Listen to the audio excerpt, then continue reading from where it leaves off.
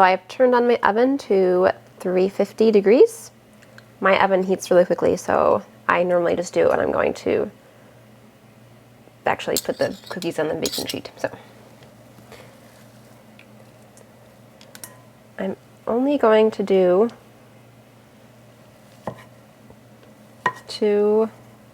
one sheet of each.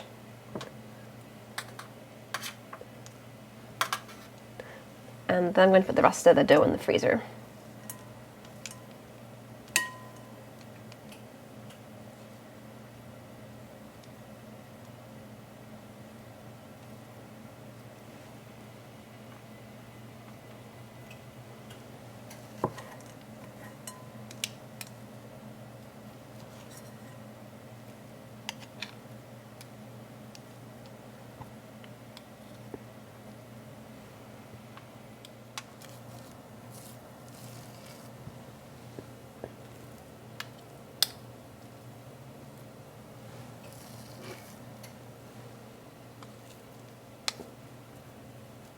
Okay, so I have my 2 baking sheets full, and I'm going to put them in the oven for 6 minutes, and then I'm going to switch the rack that it's on. They should cook for about a total of about 12 minutes or so. And make sure all your pieces are attached.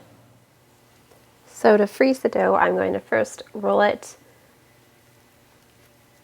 out into individual cookies, I guess. And then I'm going to put this in the fridge, and then in an hour put them in the freezer. This cookie dough would make really good ice cream. You may not believe me from the contents of my channel, but I actually don't eat these desserts very often. So I should have probably been better about having out the dough, because there's only 11 here. I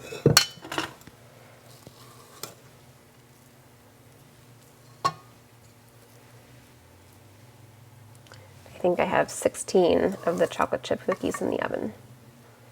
What's nice about freezing the dough is that I have a few events coming up soon.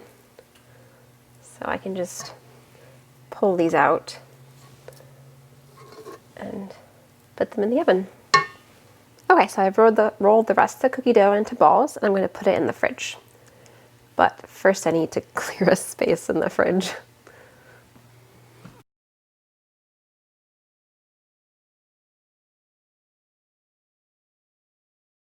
And then I'm going to set a timer on my phone to make sure I get them out in an hour. And there's the last timer. Okay.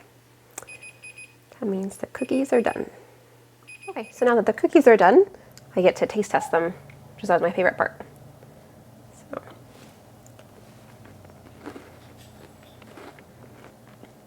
Very good. That was the chocolate chip. Here's the cranberry. These are good too. So with the cranberry helped add some moisture, where the chocolate chip cookie is a little bit more crispy. This recipe is actually from Sarah Makes Gluten Free. Well, the original base of it. I did change some things. Actually, I cut the sugar down quite a lot. So all the changes will be in the recipe that I post, though. So if you like this, please like and subscribe to my channel. And I do have Instagram and Twitter, so if you make this recipe, just make sure you tag me, and all the links are below. All right, thank you. Happy autumn.